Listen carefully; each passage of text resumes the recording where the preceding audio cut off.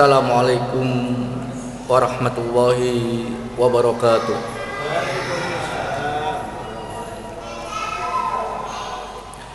Alhamdulillahilladzi hadana li hada wa ma kunna linahtadiya laula an hadana Allah. Asyhadu an la ilaha illallah wahdahu la syarikalah wa asyhadu anna Muhammadan abduhu wa rasuluh. Allahumma sholli ala Muhammad wa ala alihi wa sahbihi wa man wala. Amma ba'du. Qala Allah Ta'ala fil kitabil karim. A'udzu billahi minasyaitonir rajim. Ya ayyuhalladzina amanu taqullaha haqqa tuqatih wa la tamutunna illa wa antum muslimun. Shadaqallahul adzim. Para jamaah yang dimuliakan oleh Allah Subhanahu wa taala.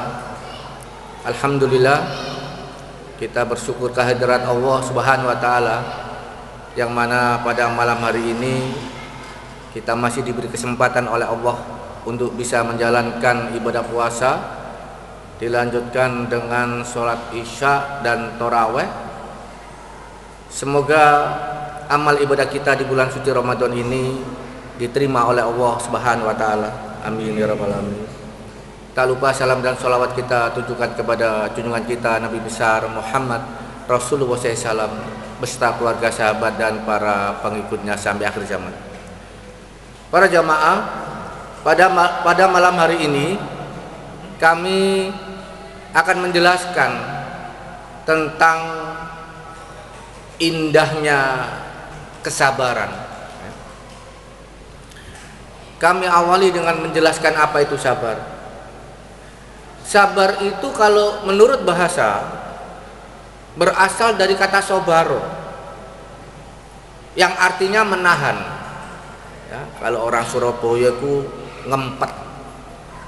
Ya. Jadi orang yang sabar itu menurut bahasa adalah orang yang mampu menahan sesuatu. Ya.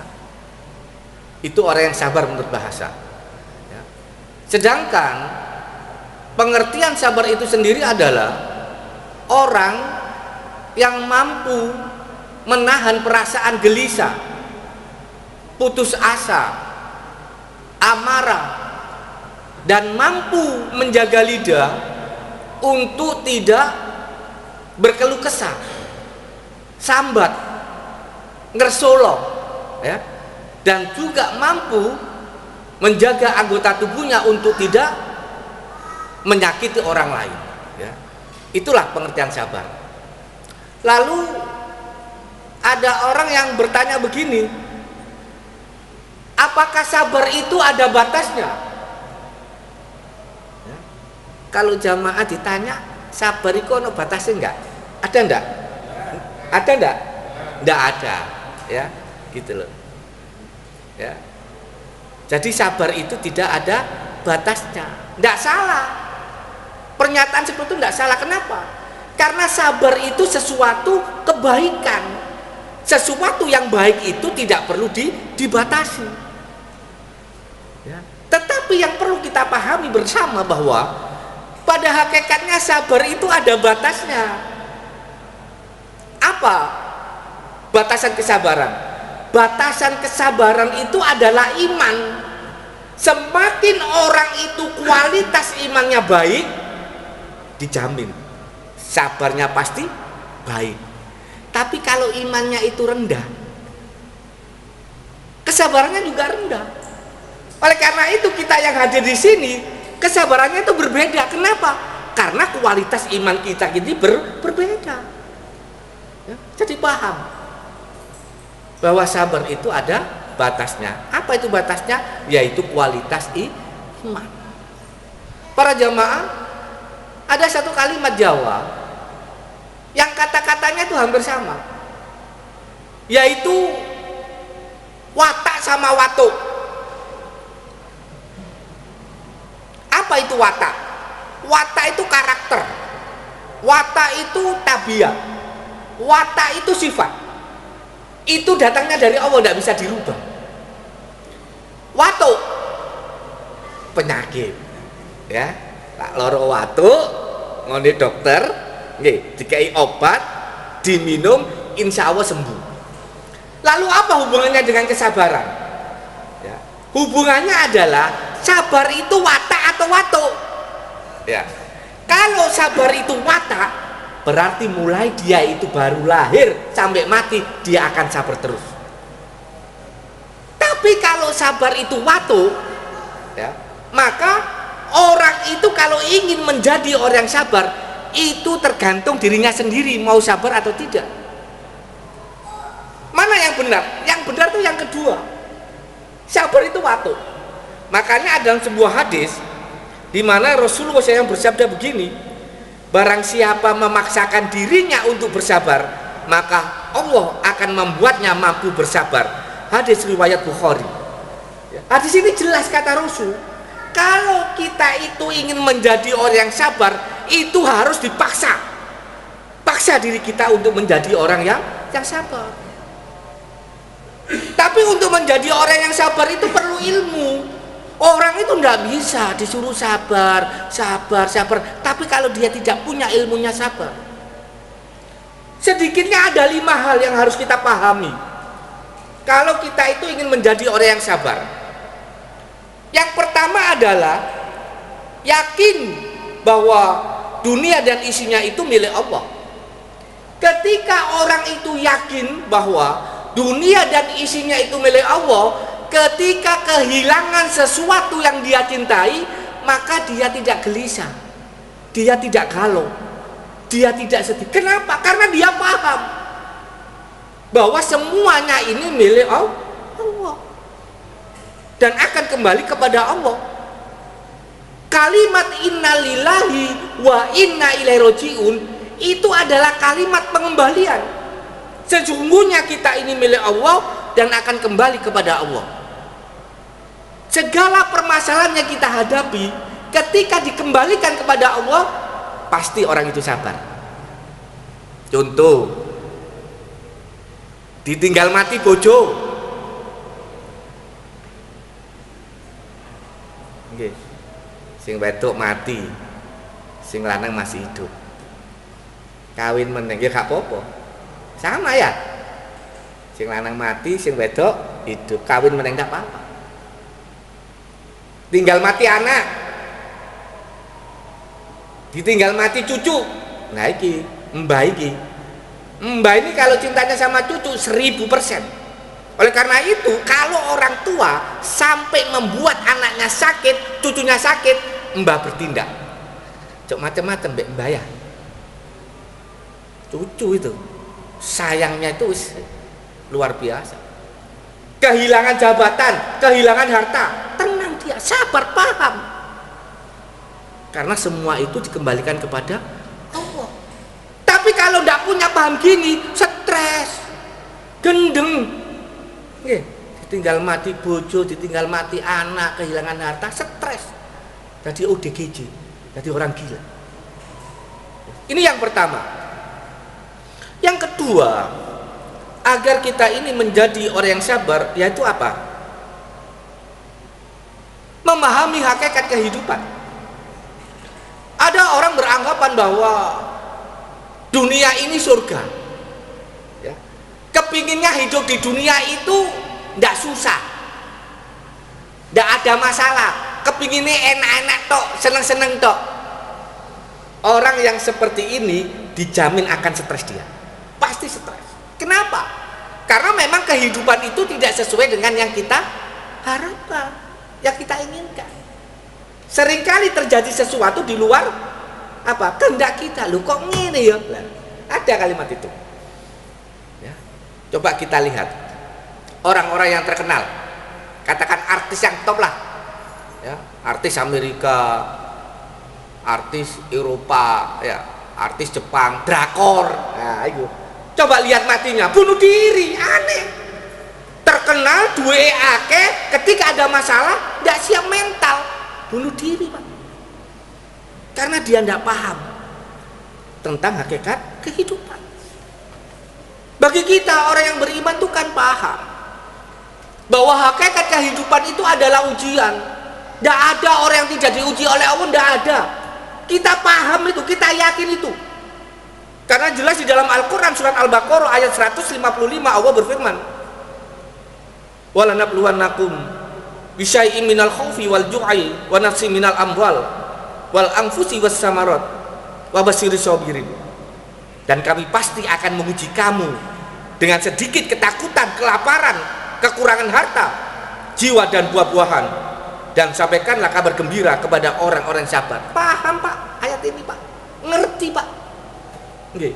Orang itu kalau paham bahwa kehidupan itu adalah ujian, maka mentalnya itu siap.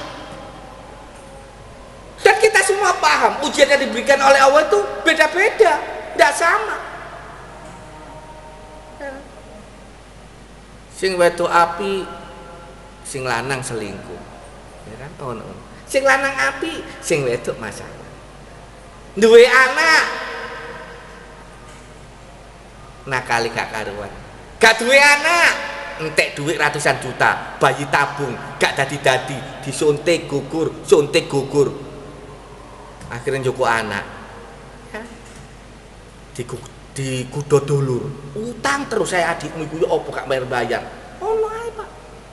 Nggih mbakmu lho delok entah. Atau wong nduk rene njaluk dhuwit meneh. Wis ngono itu. Dikudo tangga, duwe tangga siji, gak tepak pisan. Ya. Gak ono akhlak. Inilah hidup. Inilah kehidupan. Kembali kalau orang sudah paham bahwa hakikat kehidupan itu adalah ujian, maka dia mentalnya siap. Omongannya ini Bapak Ibu, ya kan, ketika diuji oleh Allah, ya ngene iki urip, ya kan, nggak luput dari ujian.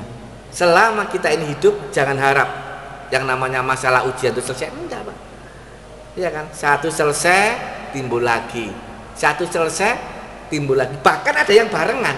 Ya opo arek-arek iki sitok gurung mari gawe masalah meneh. Ya itulah hidup.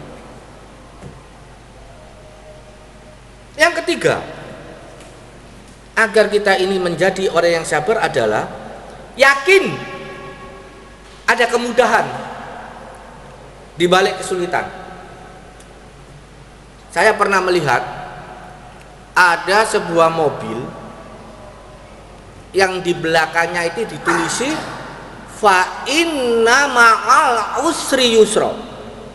Sesungguhnya sesudah kesulitan itu ada kemudahan. Ya. Ayat ini merupakan janji Allah bahwa ketika Allah itu memberikan kesulitan pada hambanya, pasti di situ ada kemudahan. Bahkan Quraisy Shihab di dalam tafsirnya Al-Misbah itu mengatakan bahwa satu kesulitan yang diberikan oleh Allah, maka Allah akan memberikan dua kemudahan. Dan ini bisa kita lihat dari kalimat al-insyirah ini. Ada kalimat al, fa inna ma'al usri yusra, ndak ada. Inna ma'al usri yusra, ndak ada. Ya. Kalimat al ini yang membuktikan bahwa satu kesulitan Allah akan memberikan dua kemudahan. Ndak ada ceritanya orang sukses, orang berhasil itu ndak sabar. Pasti orang yang sukses, orang yang berhasil itu pasti orang yang super sabar.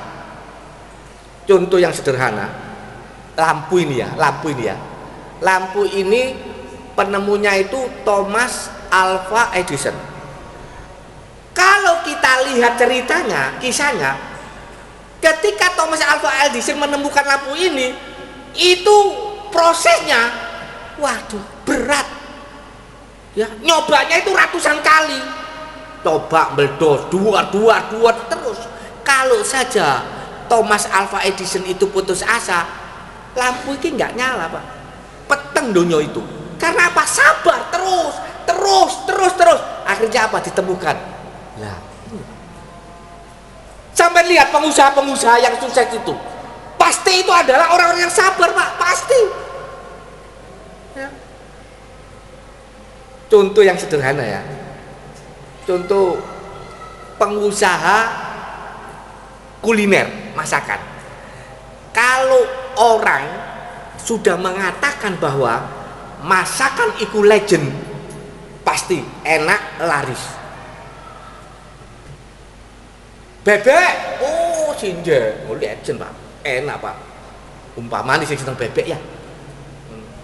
Tahu campur, oh Pak, legend Pak, sana Pak, enak. Pecel sana Pak.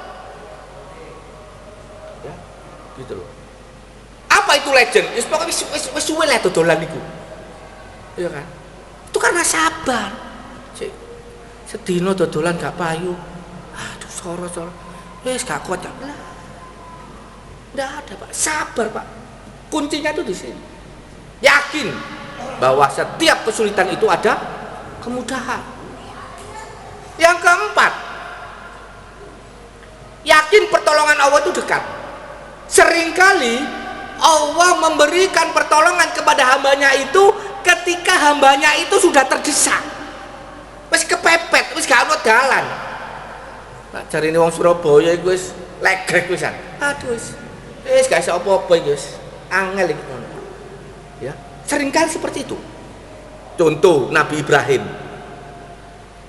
Nabi Ibrahim ketika dimasukkan ke dalam api baru turun pertolongan Allah. Api dinginlah terhadap Ibrahim. Api ini nyala, gak dimatikan oleh Allah, tetap nyala. Tapi sifatnya sudah berubah, jadi adem. Jadi enak Nabi Ibrahim, tenang aja ngadem. Nabi Musa ketika dikejar oleh tentara Fir'aun, dilihatnya laut, wis angkat tangan, wis pasrah, wis gak iso apa-apa gini, wis mbuh wis terserah Allah. Turun perintah Allah, Pak, wis kepepet. Hei Musa, tutuk niku tongkatmu, tuk, buka itu laut. Lautnya ndak hilang, tetap ada. Tetapi oleh Allah dikasih jalan, buka, melayu kabeh, selamat. Kepepet, Pak. Rasulullah SAW ketika dikejar oleh orang-orang kafir Quraisy, itu Rasulullah sembunyi di Gua Sur sama Abu Bakar. Abu Bakar nangis, wah ketemu niki ya Rasul ketemu niku. Iku ndok ningsor iku. Iya kan? Orang-orang kafir Quraisy iku. Ndok ningsor. Nangis Abu Bakar. Apa kata Rasulullah? Innallaha ma'ana ya Abu Bakar. Tenang, Allah bersama kita. Turun pertolongan Allah. Gua itu apa? Apanya itu? Bukan pintu ya, Bos. Ya, dikei laba-laba seru kabeh siapa ya? Laba-laba ya. Ada sarangnya. Manuk-manuk doro-doro itu apa anggrem kabeh. Ya kan? Ya kan? Muhammad mesti ndok rono iku iki lho, buktine jejak kaki terakhir lho pasti ndok rono. Sitoke njamin kon niku goblok, gendeng kon delok niku lho. Motomu gak ketok ta? Iku lho jare laba-laba, delok gak rusak. Akeh manuk anggrem. Iku lah Muhammad mlebu rono pasti jare laba-laba itu rusak. Pasti doro-doro manuk-manuk iku miber. Iya ya. Balik terus. Coba. Turun pertolongan Allah. Oleh karena itu, kalau hari ini kita berdoa belum dikabulkan oleh Allah, ojo putus asa. Ya Allah, ya apa iki wis ndonga wis suwe gak dikabul-kabulno. Masa tambah suwe ndonga ngono iku gak oleh. Ndak boleh, Pak. Jangan putus asa. Terus. Jangan berhenti berdoa. Suatu saat Allah akan memberikan pertolongan ketika kita ini sudah pasrah terdesak. Ya. Gitu loh. Yakin. Ila inna nasrahil qarib. Sesungguhnya pertolongan Allah itu dekat, yakin dia akan pasti sabar. Yang kelima, yang terakhir, agar kita ini menjadi orang yang sabar adalah apa? Percaya takdir Allah. Orang itu kalau sudah percaya takdir Allah, sudah selesai hidup ini. Kenapa? Karena kita itu paham, yakin bahwa hidup kita ini ada yang ngatur. Siapa yang ngatur? Allah Subhanahu wa taala. Alhamdulillahirabbil alamin. Segala puji bagi Allah yang mengatur seluruh alam. Di antaranya kita, alam itu di antaranya kita ada di situ. Ya. Paham kita, yakin hidup kita diatur oleh Allah. Kapan kita lahir, kapan kita mati, rezekine ya apa, seret apa lancar, sugih apa melarat, kon dadi tukang sapu, kon dadi bos, kon dadi tukang bakso, kon dodol pecel, semuanya itu sudah diatur oleh Allah. 50.000 tahun sebelum Allah menciptakan langit dan bumi, semua tercatat di dalam kitab Lauh Mahfuz. Artinya begitu, Pak. Gitu. Kalau orang sudah paham apapun yang terjadi pada diri kita, semuanya sudah tertulis di dalam kitab Lauh Mahfuz, tenang kita, Pak. Bukan berarti ketika kita percaya takdir kita ini pasti, tidak, Pak, tidak. Karena perintah Allah itu jelas. Allah tidak akan merubah nasib suatu kaum kalau kaum itu tidak mau merubah nasibnya sendiri. Artinya apa? Artinya bahwa perumpamaannya itu seakan-akan jiwa kita ini ada di langit, tapi kaki kita ini ada di bumi. Ketika kita ini ada di bumi, maka usaha maksimal, ikhtiar maksimal, hasilnya serahkan Allah, Pak. Allah yang ngatur. Kalau 5 hal ini kita pahami, insya Allah kita akan menjadi orang yang sabar. Demikian, mohon maaf. Assalamualaikum warahmatullahi wabarakatuh.